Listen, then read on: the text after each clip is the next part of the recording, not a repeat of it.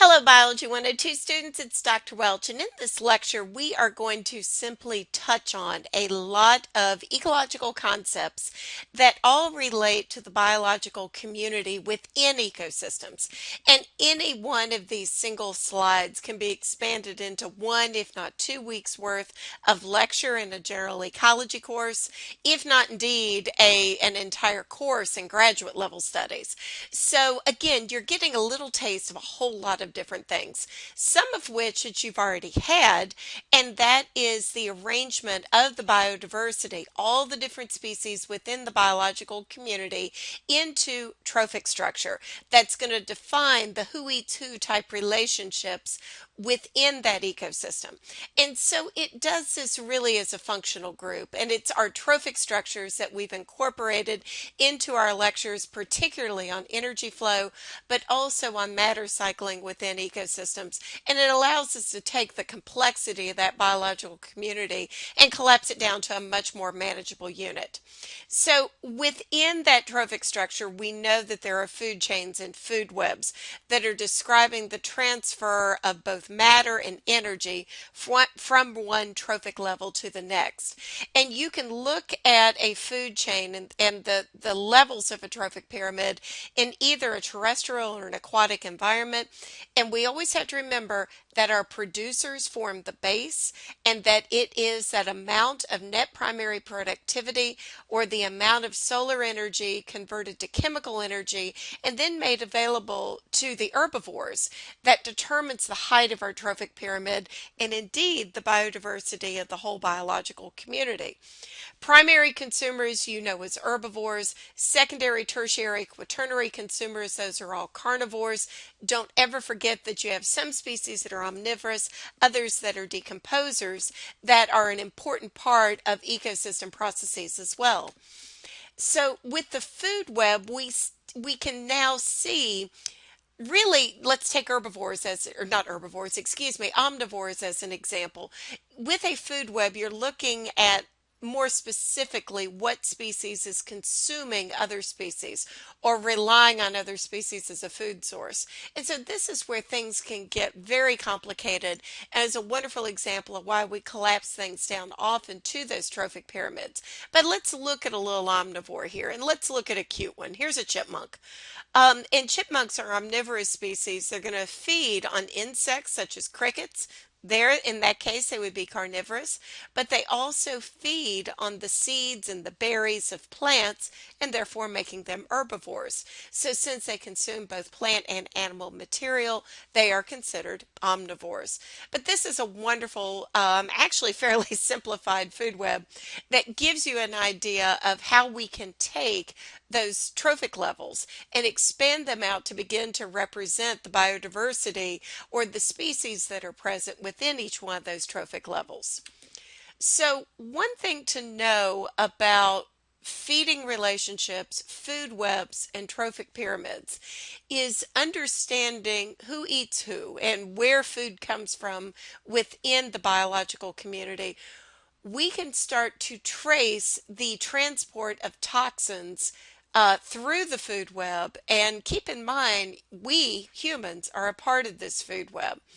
And when we speak of the transport of toxins, environmental toxins, through food webs, this is where we can get into two different topics: bioaccumulation and then also biological magnification. Many toxins that are both water soluble as well as fat soluble can bioaccumulate. Now, water soluble toxins will tend to leave the body of the organism much more easily.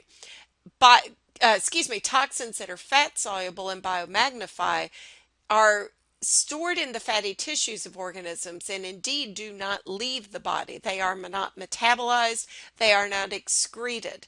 So bioaccumulation is when you can just see the absorption of toxins, again mostly water soluble, from the environment, and their concentrations do not increase as you move up through the trophic pyramid.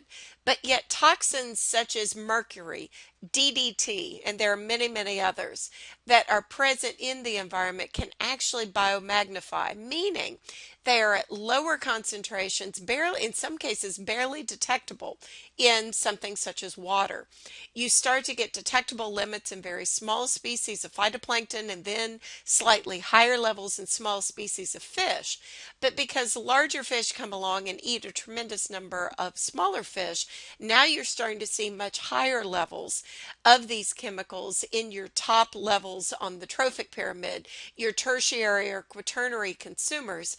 And it's oftentimes associated with these higher levels in those top of the food chain feeders that fishermen will get warnings to not consume certain species of fish, and these are known to be those that will be at the top of the food chain, and so everything that is bioaccumulated at the bottom of the food chain or in lower levels has biomagnified in those top predators.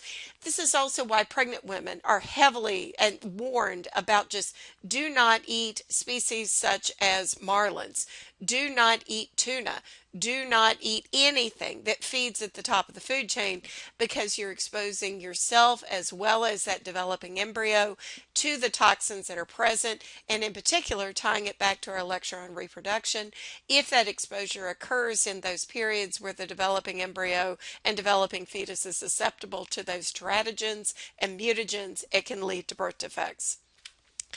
Now, when we start to look at the different species that are present in each one of the levels of the trophic pyramid, this is when we can begin to back away a little bit and calculate something, a measure that is known as species diversity. And this is where many studies of the biodiversity of biological communities begins. It includes two measures: species richness, simply the number of species that are present within that biological community, but also how well represented are they? How many individuals are there of each species? And a good, diverse community has both lots of species, but many individuals of each one of those species, not just one or two. And that's what these graphs are trying to depict. Keystone species can be present in many communities. Not all communities have a keystone, but many do. And where keystone species are present, these species act to maintain the structure of the food web, as well as a higher level of species richness in that biological community. So a keystone species is not always the dominant species. It's often the little guys. It's often a species that has it's a species that has a disproportionately large effect on its environment relative to its abundance. So, like I said, they're not always the dominant species or the most abundant species in the environment. And indeed, our adorable little sea otter here is a wonderful example of a keystone species. Its favorite food, not its sole food source, but its favorite one, are sea urchins. And sea urchins are sessile organisms that will attach to rocks on the bottom of the Pacific Ocean, and they will reproduce, and their populations can grow very, very rapidly. But yet, when the sea otter is present, because of its predatory action on the sea urchins, it keeps their population number in check. It keeps them in control, thereby allowing plenty of shared rock space for the primary producers of this biological community, the giant seaweed that are known as kelp. The kelp will have plenty of room for their holdfast to grab onto those rocks, securing the seaweed, and they are, again, are the primary producers in that ecosystem. Now, when sea otters were overhunted for their fur, this was a species that went nearly extinct because of the fur coat popularity back in the 20s, 30s, 40s, 50s. It started to peter out in the 60s and 70s. But when otters were hunted for their pelts to make fur coats, they were overhunted in many regions. The sea urchin populations exploded. They overtook simply the resources space, outcompeted the kelp. When they lost the primary producers in the ecosystem, the whole biological community collapsed. And that is the importance of a keystone species. It acts to maintain the proper community structure and maintain that higher level of species richness and truly species diversity as well. Now, one thing to know about biological communities, they change over time. And there are the name for the natural change over time is ecological succession. There are two forms of ecological succession: primary succession, that occurs when an area has been rendered virtually lifeless with no soil. And this is what we saw after the massive explosion of Mount St. Helens all the way back in 1980. I was in the fifth grade when that happened, and I will never forget it. The whole mountainside blew off. And so what you were left with was exposed bedrock and the deposit of the ash on top of that bedrock. But look what happened just after 5 years here in 1985. You didn't get the death of all plant life in the area. You had plant life that still existed downslope, and the seeds and the spores of the plant life, as well as the fungal species, as well as algae species, were either blown on the wind or transported by animals back up to the area that had been cleared, and they began to sprout and grow. And so with primary succession, you get the reestablishment of the plant community, and it starts to, as more and more species move in, you get deeper soil development, which will allow for the larger species to move in over time. So look at just the change here from 1980 to 2011, and you get the reestablishment of the plant communities in the area that were removed by the explosion of that volcano. Notice how primary succession, indeed what we're going to see with secondary succession, the discussion of it is very much biased to the plant community. And that's because those plants, again, form the basis of the food web, the basis of the trophic pyramid. So as the plant community changes, the animal community are going to change in response. Secondary succession, or other form of ecological succession, occurs after a disturbance kills much of the life in the area, and again, it's plant life, but leaves the soil intact. So secondary succession occurs after a disturbance, and those disturbances can be fire, they can be hurricanes, they can be tornadoes, it can be clear cutting, and so after that disturbance, other or plants in the surrounding geographic area, again, will see their seeds transported in either by the wind or by animals deposited in those soils. Some species, the seeds are buried in the soil, and with the removal of the competitors from the area, those seeds will sprout and begin to grow. Um, and notice again, this is very biased to the plant community. As a fire ecologist, I can tell you that most animal species, the vast majority of them, they can sense when that disturbance is coming and they get out. With something like a tornado or a hurricane, many of the species will detect the change in barometric pressure and they will get out of that area. With fire, they can smell the smoke. It's mostly the detection of the smoke that will drive the animals out of the region. And after many, many years of conducting prescribed burns with the Forest Service and in some cases with the Park Service, I think I've worked on 10 different prescribed burns, and our death toll were a couple of birds and a turtle.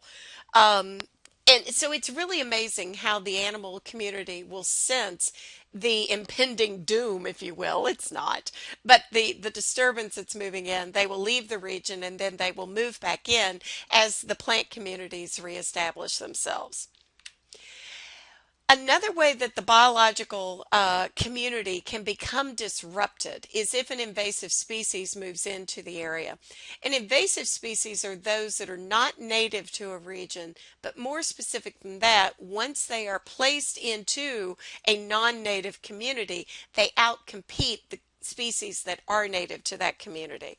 So they're all introduced. The mechanism of introduction can be either intentional or unintentional, and humans are the culprits of the introduction. But think about it. We move around the world today. You can get species introduced in the wheel wells of airplanes. That would be a good example of an unintentional introduction. An intentional introduction, we are purposely moving them from one area to another. And they can cause, again, great disruption in the ecological communities and a loss of species diversity and biodiversity. Lionfish, good example of this, were introduced in the Caribbean, and these things are just voracious eaters, and they're consuming a lot of the very beautiful smaller species of fish on coral reef ecosystems and causing a loss of biodiversity in those systems. And just some others, Burmese pythons. People think these are going to make great pets. Don't buy them. They get big. They get very, very big. And sometimes people just turn them loose. There's one loose in Starkville right now. Yeah. And it's just, it's cruel to the animal, and it's cruel to animals that, that then are going to encounter this thing. Kudzu. This is a less scary example, but kudzu, as you know, is called the weed that ate the South. Kudzu is an example of an intentional introduction. When the highways, meaning Interstate 65, Interstate 75, Interstate 40, 20, 59, 26, you name all of them that crisscross the southeastern United States, when these were being put in, you had great disturbance to the landscape to clear enough area for think about Atlanta. Good Lord, I came through Atlanta last weekend, and in some places you're up to 16 lanes of traffic, 8 on each side of the highway. In the clearing of the space to put in that highway, you get a great deal of erosion. And when those highways were being constructed, they purposefully brought in very fast growing vine species from Asia, and in specific kudzu, but also this is how we got honeysuckle. Honeysuckle is not native to the southeastern U.S. And in both of these cases, but in particularly with kudzu, it is a superior competitor. It has no native competitors, and it completely overtakes the biological community and causing a great reduction in the biodiversity of those plant communities. So sometimes we can control invasive species by introducing another species. As you can imagine, this can just open Pandora's box and lead to all sorts of problems. Great example of that, rats were introduced to the Hawaiian Islands by all the ships, both of the Polynesians, then later as pirates, and then later with cruise ships, you name it. Tons and tons of rats were introduced to Hawaii. So somebody got the brilliant idea of let's turn mongooses loose in Hawaii. Well, they didn't do their biology really well. Rats are nocturnal, mongooses are diurnal, and instead the mongooses are starting to eat, well, they have been eating many of the not only native but endemic bird species in Hawaii, and it's causing a tremendous loss of biodiversity. Two wrongs don't make a right.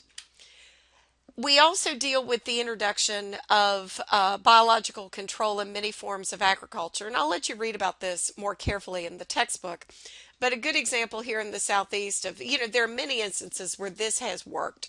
And there are some great examples out in the western United States with the control of yellow star thistle that have been done by integrated pest management that have worked beautifully.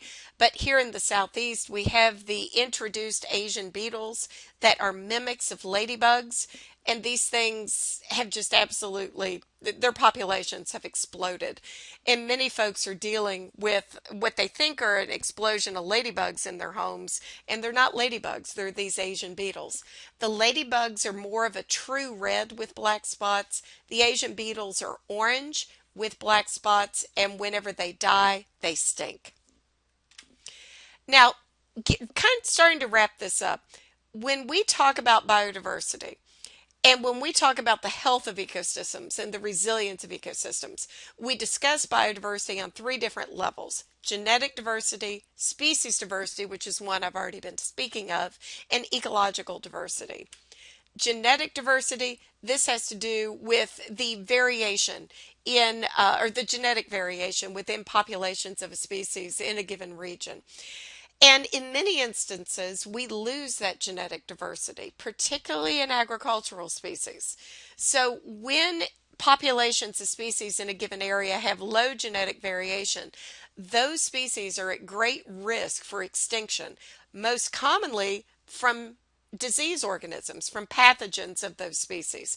And this again tying back to the importance of sexual reproduction from an evolutionary standpoint, as well as how natural selection has maintained sexual reproduction, which again produces genetic variation, as the most common mode of reproduction in both the plant and the animal world. So, and the fungi, you name it, all the, just throughout all the kingdoms. So the Irish potato famine happened because all of the potatoes that were being grown were from the same stock. They were clones of each other. There was very low genetic variation. You got this was just prime for the Irish potato blight that moved in and just absolutely decimated potato crops. And if you've ever known anybody from Scotland and Ireland, the potato is one of the main components of the diet, and particularly at the time of the Irish potato famine. And the Irish potato famine is what caused a lot of Irish immigration to the United States post famine. It also caused a lot of people to starve. It's a very interesting period of history in Ireland. And it's very interesting from both its ecological and its biological components as well. So I encourage you all just to, if you're curious, look that up on YouTube or on the internet. With species biodiversity, species richness, the abundance of species diversity, this again refers to the number of different species in a given area. And so when we lose those species to whatever reason, that's when we start talking about extinctions. Extinction is the irreversible loss of all populations of a species. But when you go in and you look at the IUCN, the International, what is it?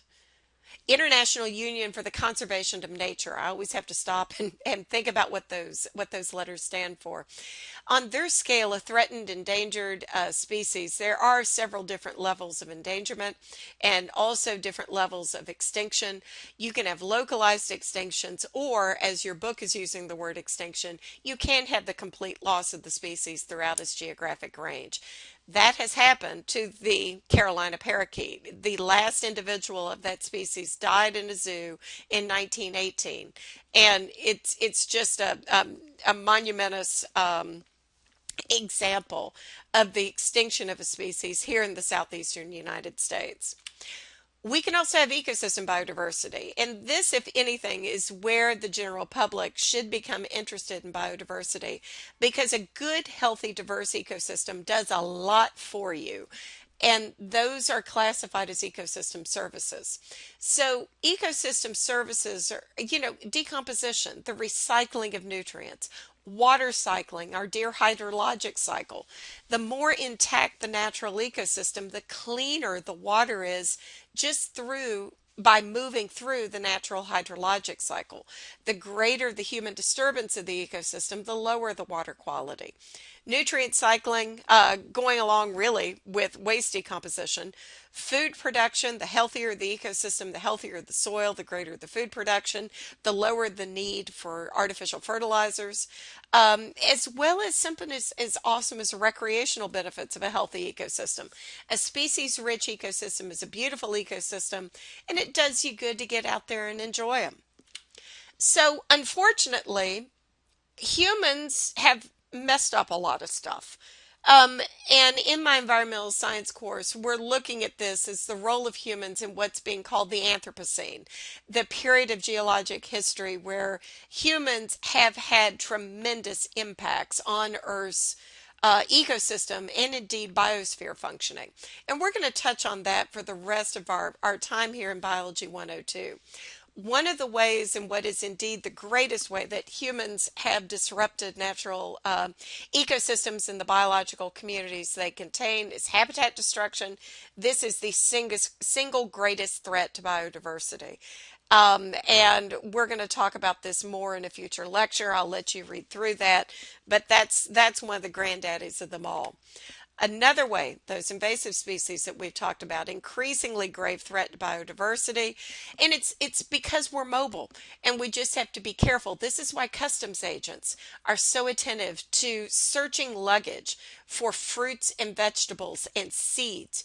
Those of you that travel internationally and maybe want to bring something back into the U.S. from home, they're not trying to be mean. They're trying to stop the import of invasive species.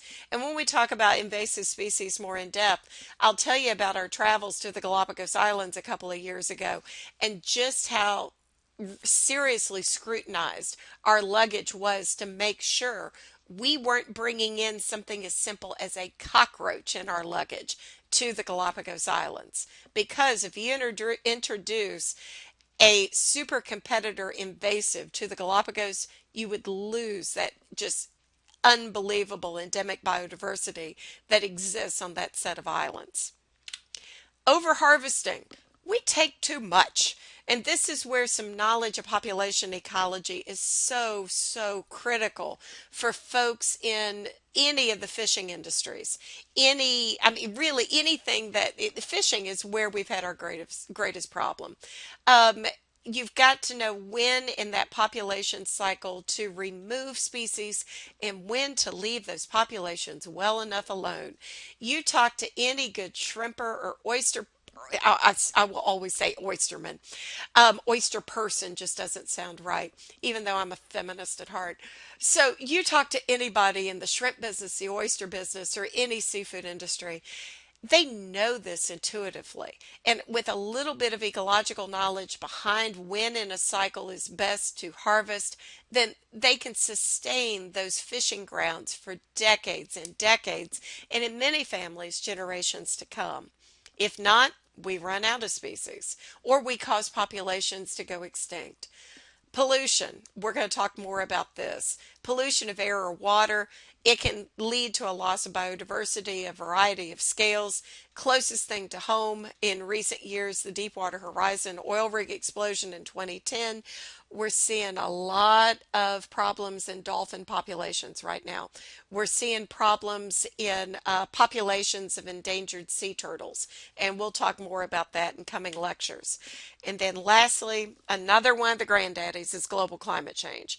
This is one that I mentioned in my face-to-face class. I'm going to make sure you all understand what climate change is, what it is not, because politics have skewed this so greatly that many people just stand there and go, okay, let's stop arguing. What are we talking about, and is it really happening? It is. So with global climate change, I'll introduce you to this, and this is our greatest threat to the greatest percentage of extinctions on Earth currently. If we don't start to control global climate change, we're going to lose 25% of the current biodiversity by 2050. That's scary. One quarter of the biodiversity worldwide. Most of that is going to be in higher latitudes, but also very sensitive ecosystems like coral reef. Coral bleachings are getting more and more severe because the waters are warming. And if you lose your corals, those things are massive primary producers where they are present in the Caribbean and other oceans of the world. Tremendous biodiversity. They help keep water cleaner. Plus, they're aesthetically gorgeous whenever you go snorkeling or folks that go diving to see these. The loss of corals, I hope I never see it, but many of our reefs are in danger from global climate change. I'll leave it with that. We'll talk about those in future lecture. Thanks for learning about the structure of biological communities, the importance of biodiversity, and have a great day.